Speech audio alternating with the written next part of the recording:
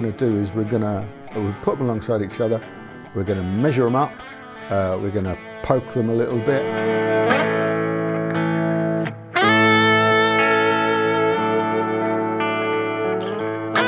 It's not the end of the world, is it?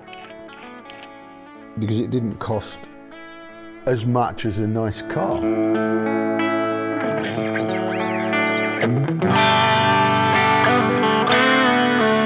I wouldn't drive a car that costs £3.5 grand. Spend the money on a guitar. It'd be silly.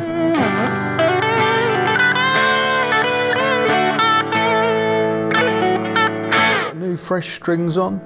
Pickup settings similar. Oiled up and ready for action.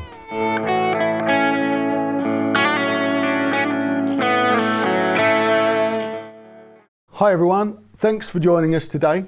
So this is part 2 of our review of the Epiphone 1959 Les Paul Standard reissue.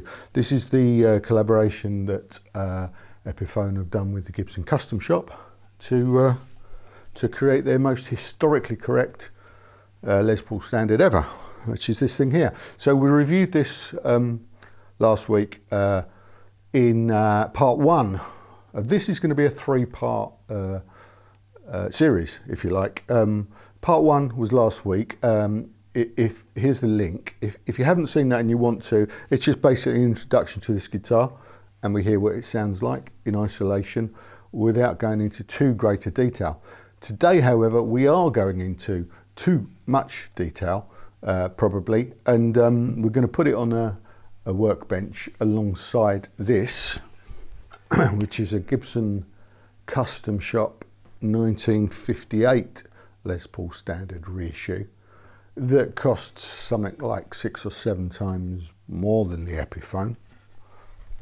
And what we're going to do is we'll put them alongside each other, we're going to measure them up, we're going to poke them a little bit, we're going to basically set them up, restring them, set them up in that process, with identical settings, before we then compare them sound-wise. We'll play them and we'll compare them and we'll see what they sound like side by side, and which I think will be interesting to see how close £700 of high class Epiphone, if you don't mind me saying, gets you to £3,799 worth of high class Gibson Custom Shop.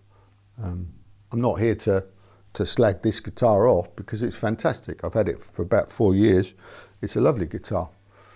However, for those of you that have got more sensible things to spend your money on, £700 gets you this, which we've already established is pretty damn good, to be honest.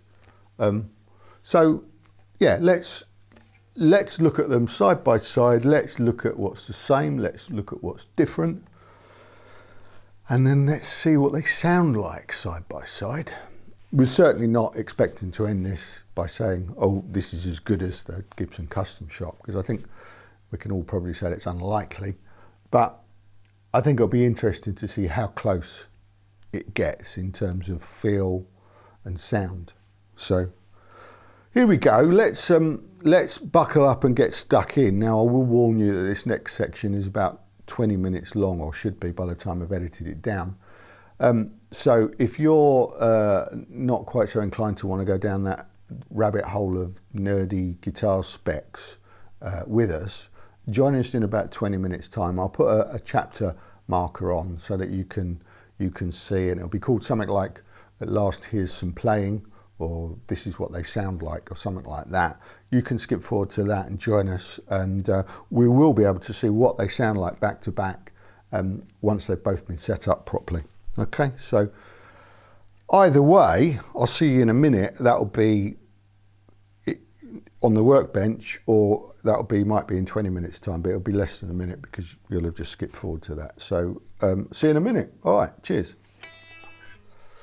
Right, good morning. Here we are on the flight case stroke workbench with both of the guitars in front of me. Let's start at the headstock. Epiphone have used these bushes on the tuners, which are great, which are the vintage correct style tuners. That's as opposed to this type, which you see have got nuts on. Yeah, I reckon you can see that by now. There's the back of the headstock. You can see quite clearly the tuners look very similar. I mean, obviously these are aged on the R8. You can quite clearly see that this has got the parts glued on the side there, and I think you can just about see. It's quite hard to see on the Epiphone, but I think you can just about see that that's the same. And there's a scarf joint there. I don't think you'll be able to see that, but the scarf joint joins the neck there, goes around there. And a lot of people are very sniffy about the fact that the Epiphone have scarf joints at the top, whereas this Gibson is all one piece down there.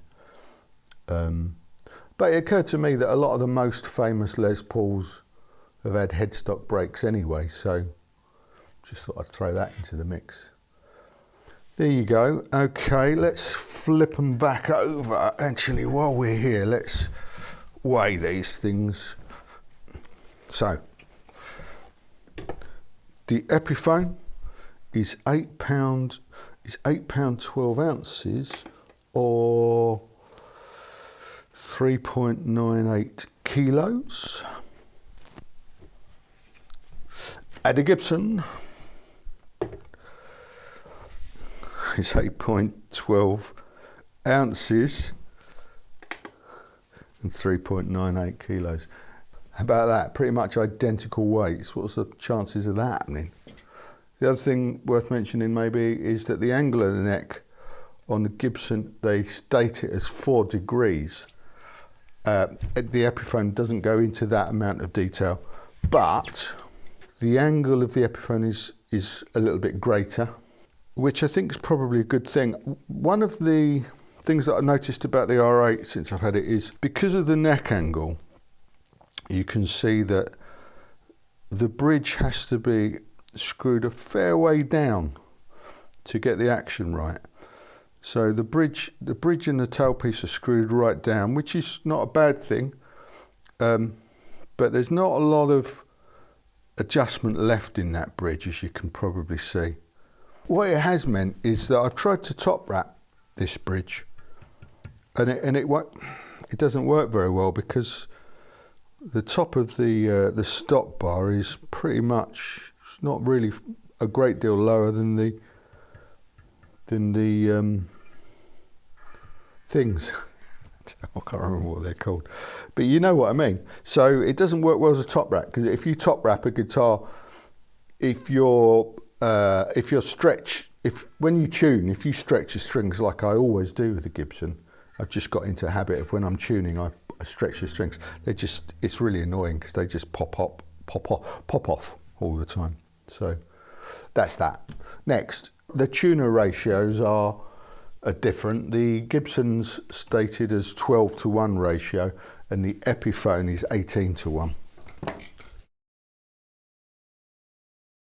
So before I go any further, I'm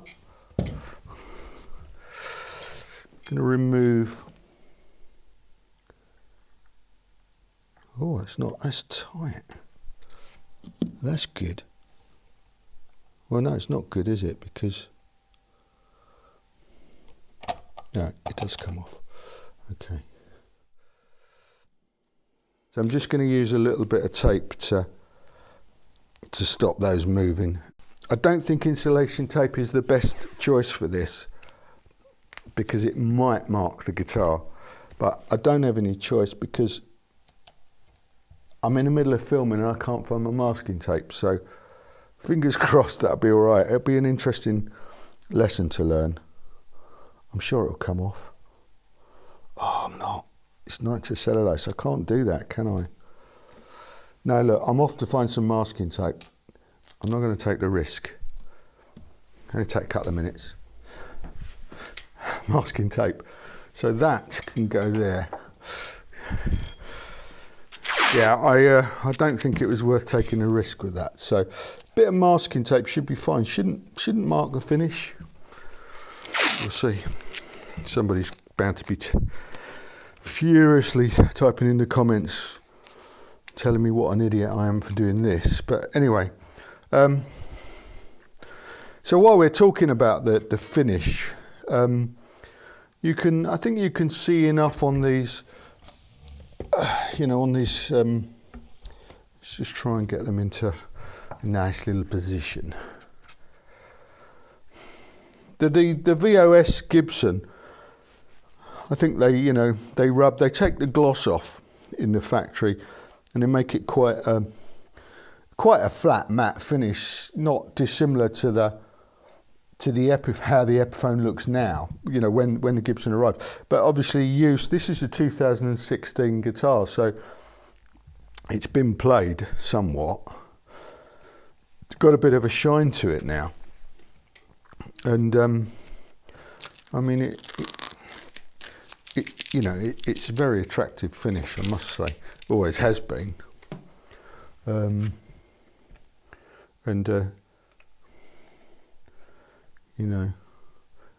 It's not aged. I mean, all the dings in this have been, and there's a little bit of, it's not buckle rash, just a little bit of light scratching on the back. Don't know if you can see that. This is a guitar that's 5 years old and has been played, a bit. It looks right, doesn't it? And the aging on the pickups is great. It's just added to that by the playing wear's just added to that, authenticity. So on to the Epiphone. The way they've done this, it's quite a good. As I've said before, it's a good nod to the VOS on the Gibson, and already. It's getting some fingerprints on it and stuff now. Got a bit of spit there. So I think that's going to look, I think honestly this is going to look really cool as it's played. So, okay. So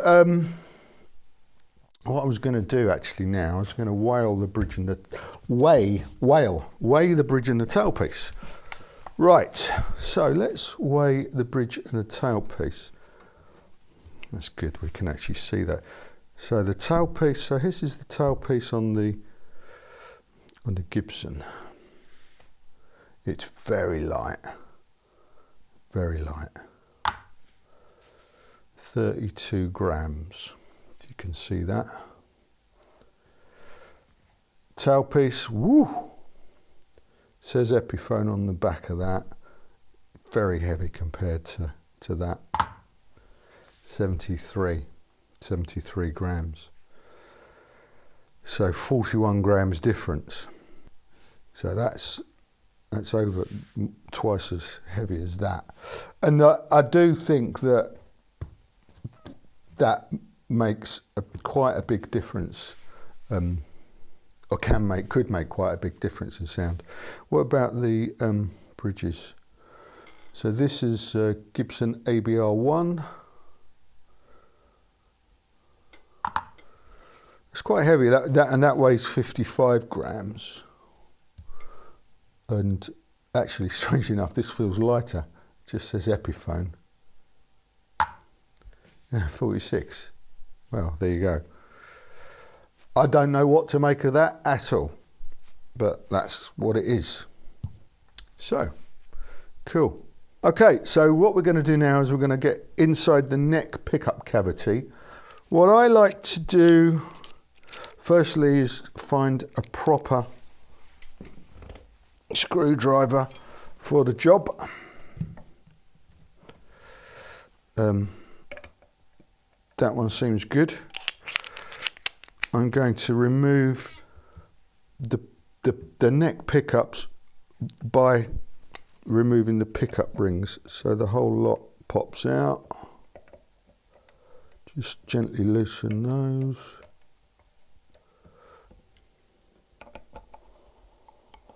Okay. gently ease that cover away and pop that on there.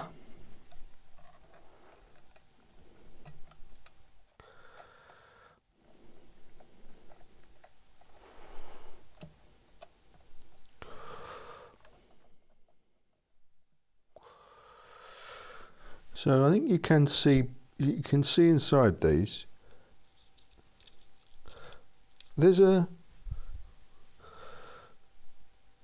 quite a similarity. So burst bucket 2, pattern applied for sticker on. That's very cool.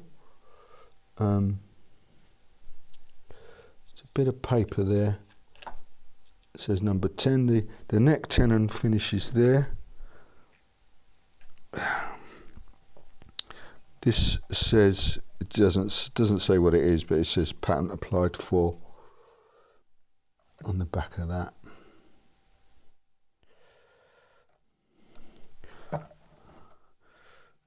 There's a bit of masking tape that says A equals 3. Who knows what that means? But there, if you just loosen that, you can see the neck tenon there. So they are identical, pretty much identical depths. I think you can see that. I think you can see that clearly enough. So they both go into there. That's cool. Something slightly different going on. That joint there, something slightly different going on there. And I guess you can also see in this picture that this is the maple cap, I guess. And they look to be the same thicknesses, don't they?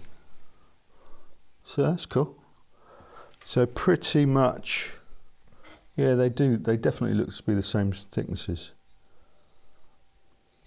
And obviously this one's got a veneer. You can't really see it, but we know that this has got a maple veneer. You can't, I mean, I can't really show you that very well on the camera, but we know this has got a maple veneer on the top of it. So cool. So I think that's all I need to do inside those. So I'm going to pop these back in.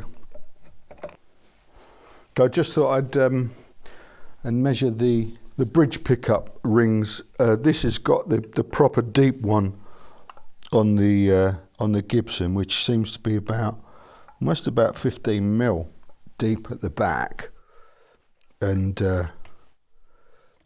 as opposed to about 10 on the Epiphone. You can actually see what that means in terms of the pickup height on the Gibson is flush with this sits very high, and because I said earlier about the neck angle, meaning the bridge is screwed down, there's very little movement left on that. If the strings went any lower, it would touch the pickup ring. In fact, it's kind of started to mark it, whereas a little bit more room on the Epiphone. But I think this is more vintage correct. I guess in those days the neck angles varied quite wildly. Anyway, I'm going to just set let's have a look. The pole pieces. This is a 12 whatever it is radius gauge that I have here. I can get these any luthiers. So this actually matches the fingerboard. There you go. They're both the same 12 radius, and this is handy for adjusting the pole pieces on your pickups. I mean, in doing this, I may have completely messed up the balance between the strings. But I wanted to kind of try and start from as a level a playing field as I thought possible. It's not too bad. Let's lift these up a little bit here. Okay, right, cool. Okay, and let's look at the pickup outputs. The Gibson, the bridge measures 8.29 ohms and the neck 7.86. And the Epiphone bridge measures 8.28 and the neck 7.89. So again, they're almost bang on the same. So for the Gibson, there's no specs for the pots. I guess they're Gibson 500K and it's got bumblebee caps and it's hand wired. The Epiphone, they've got CTS pots, Mallory capacitors and 50s wiring. Both of these guitars have got Switchcraft 3-way control switches. Oh yeah, the other thing, and it's a big difference, I think, is that the bridge posts on an R8, you should know. Here you go, let's just move that so you can get a proper shot. They screw directly into the wood. And you'll find that on, am I going to say most custom shop guitars? I think so, yeah. It's certainly the same on the Gibson, the SG reissues. So I think that's how they did it back in the day, whereas on the modern guitars, there's these bushes that go into the body first and then the posts screw into those. So there's a very different connection between the bridge and the bodywork, which has got to make a significant difference to the vibration, the way the strings vibrate and work in the body, given that the strings are very firmly attached to that bridge, eh? Yeah. Okay, so, and here, I'm not sure about here. I imagine, let's have a, yeah, does this go into, I'm going to pull this out because I've always wondered if this is the same, if it goes into wood or does it go into metal. I think it's going into wood, chaps. I hope I don't cross thread it on the way back in. Oh, that wouldn't be good, would it? It's quite deep.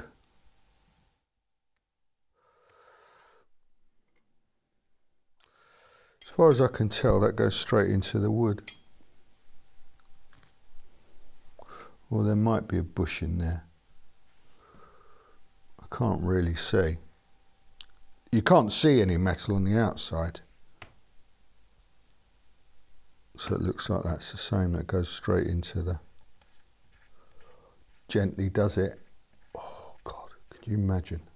Wouldn't be worth it, would it, for a bit of content? But then that's the trouble with a expensive guitar. This cost, what, is £3,795, I think it was when I bought it in 2016. You know, and if you mess something up on a guitar like this, it is the end of the world. Whereas if I let's take this one out, and then at least we can compare the depth as well. Still quite long, not as long I don't think, but there's the metal bush there. But if you mess that up, well, you know, get a pair of pliers, pull it out and fix it. It's not the end of the world, is it? Because it didn't cost as much as a nice car. I don't know. That's the sort of car that I'd drive that would cost $3,500. You know, I wouldn't drive a car that costs $3,500. I'd spend the money on a guitar. It'd be silly.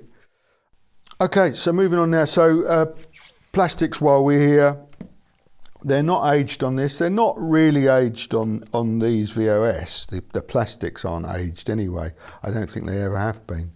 But they're both a nice sort of convincing colour. The binding as well, binding along there it's quite imperfect, but it's nice. And again, you've got along the body there the way that the die the aniline dye. This has got a red aniline dye, and you can see how it wears already. It started to wear there, and the neck's started to change sort of shades a little bit. So let's get these neck measured. I mean, again, you know, it's kind of, it's nice enough, isn't it? It's pretty convincing. So let's measure the necks. They're both big necks. The Gibson R8 is that bit clubbier, bit bigger, bit chunkier, and that's, you know, sounds about right, because the 58 necks are known for that. However, this is pretty chunky, I think, for a 59 neck. Nice. It feels nice, by the way. It feels great. So that's that. So the nuts on these, on the Epiphone, it's a Graphtec new bone nut, and on the Gibson it says nylon. Fingerboards, Indian rosewood on the R8, and Indian laurel on the Epiphone. Right, I'm just going to put a bit of lemon oil on these boards while I've got the strings off.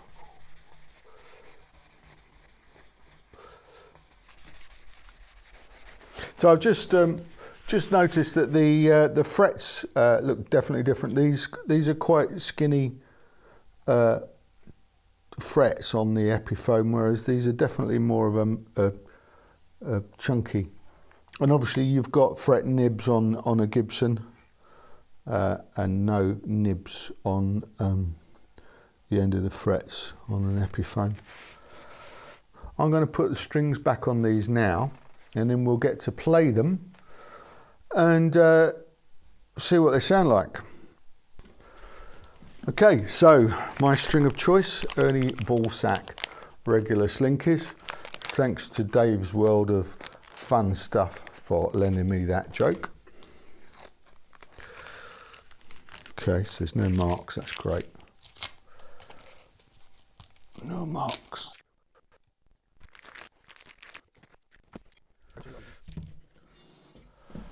Okay, so new strings on both guitars now, and I've checked the intonation as well, so they're pretty damn sweet now. So I'm just going to make sure that the pickups are as near as, damn it, the same height. Difficult to see. As I said, we're going to go by the Gibson because they're flush with the pickup rings, as you know, as near as, damn it, and they can't be raised any higher, and presumably, and you know, so just going by eye and measure. Just going to make sure that they're it's about 3.5 mil.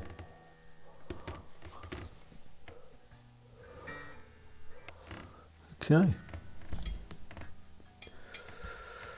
I think that's it. I think we are in. We've got new fresh strings on. Pickup settings similar. Oiled up and ready for action. So I'll see you downstairs in the music studio, and we'll compare the sounds. See you in a bit.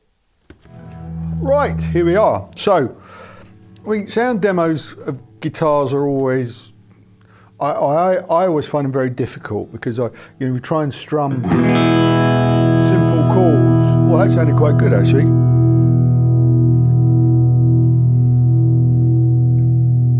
The controls on both of these guitars are very similar.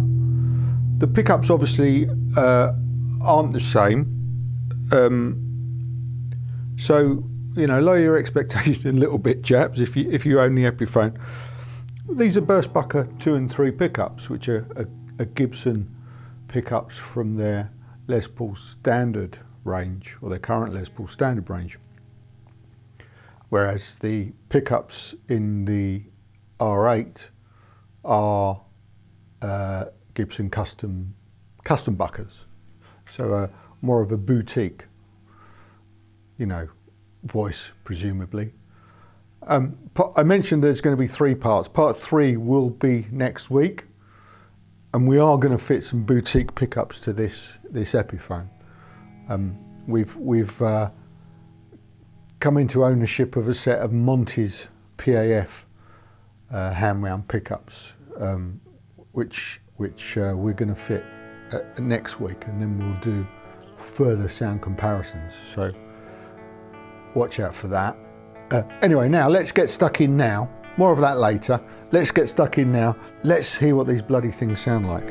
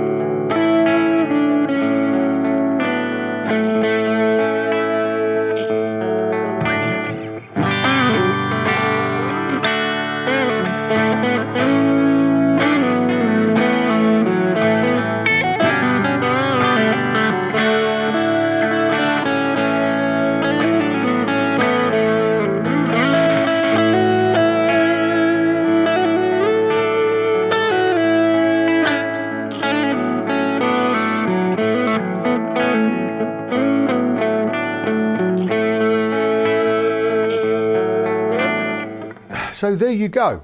And that was quite interesting. I don't really know what I expected. I said at the beginning that I didn't think it was likely that the Epiphone would be as good as the Gibson. To be honest with you, I don't think there was a huge amount of difference. I'm not hearing a huge difference here in the studio. A tiny bit, but not a huge difference. Obviously, once this has gone through Pro Tools and YouTube, you know, we'll see what the end result sounds like, and you know, we can judge, or you can judge. Really, it's not for me to judge; it's for you to judge what you're hearing and what you think. The Gibson feels more played in because it is. This is brand new. There's not a huge amount of differences between the feel of these guitars. As you saw, if you bothered watching the specifications, they're exactly the same weight. The neck's, it's a little bit thinner on the Epiphone, but not a huge difference. So they're the same weight, they're the same feel, they're the same shape.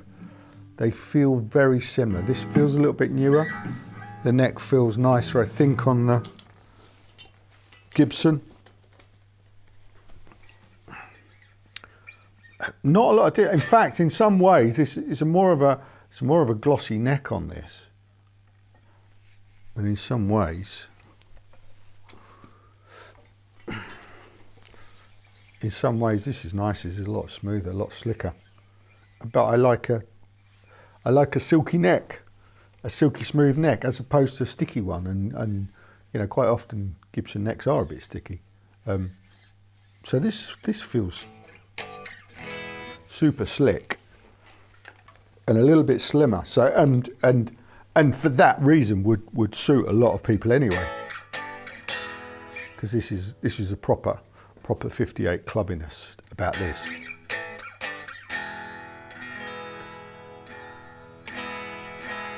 An open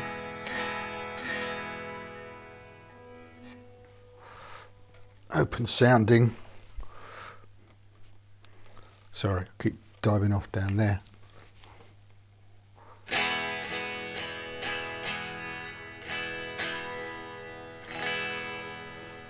I think there's a little bit more snap to a little bit more woodiness to the Gibson and a little bit more snappiness to the Epiphone. And I would absolutely think that the bridge and tailpiece connection to the body could have, you know, a fair amount to say in that. You know, it stands to reason that the vibration goes through. I know this has been discussed on forums and on YouTube so many times. I don't know why I'm bothering to tell you what I think, but what I think is that makes a difference. Because Gibson custom shop guitars always sound that little bit better than standard guitars, and the one thing that they all have that sets them apart is that the bridge goes directly into wood. It doesn't have a metal bush to stop the vibration, if you like, and I think it probably would stop the vibration. So that's my 2 pennyworth on it. But you know, well, you know, you heard though. Hopefully those sound samples give you an idea. It's difficult to do sound comparisons, you know. Firstly, because the minute you pick up a guitar and you try and do it, you forget everything and you go to pieces, and all it requires is a few simple chords. But you know how difficult it is to do that when the red lights are on. It's like when you're playing in a guitar shop, you know, when you can't remember anything for some reason. So you just go, "Oh, I'll have that one, please." Oh, that's certainly has been me. I'm not hearing a massive difference. The difference that I'm hearing could easily be made up by putting a better set of pickups in. And I've got a set of Monty's PAF pickups to put in, which are meant to be brilliant. So next week, we're going to put some boutique PAFs in the Epiphone and do another recording and see what difference that makes. These pickups have been taken out of a high-end guitar when it was sold onto a customer, and languished unloved under the counter until the owner of the shop, Tom, mentioned in passing that he had them, and I sort of snapped them up pretty quickly because I knew what they were basically, and but they're a few years old, so I contacted Monty's, and I managed to speak to Matt Gleason, who made them, who runs Monty's pickups, and he told me there's an interesting story about these pickups, and so we're going to interview him, and he'll tell us all about that in part 3 next week, and we'll fit them to this guitar, and we'll see how much difference that makes on top of what we've already got, which is a fairly, you know, as I've said, it's not going to be as good as the Gibson, but the point is it's a budget version, and it isn't a rubbish budget version. It's a bloody good budget version as stock. So, you know, what will spending a few extra £100 do to this? You know, is it gonna out Gibson? Is that a thing? Is it gonna be? Will it be a burst buster? Is this the burst buster for £700 and whatever you spend on pickups? Well, let's find out anyway. So if you're finding this interesting, please come and join us again next week and see how this story unfolds into, you know, wherever it's going to take us, basically. Further down the rabbit hole, I think, is the answer to that, isn't it? But let's follow the rabbit and see. We might end up in some sort of tonal nirvana that we didn't know existed. I think that's unlikely on this channel, but you know, we'll have a go. All right. See you next time. Thanks. Bye.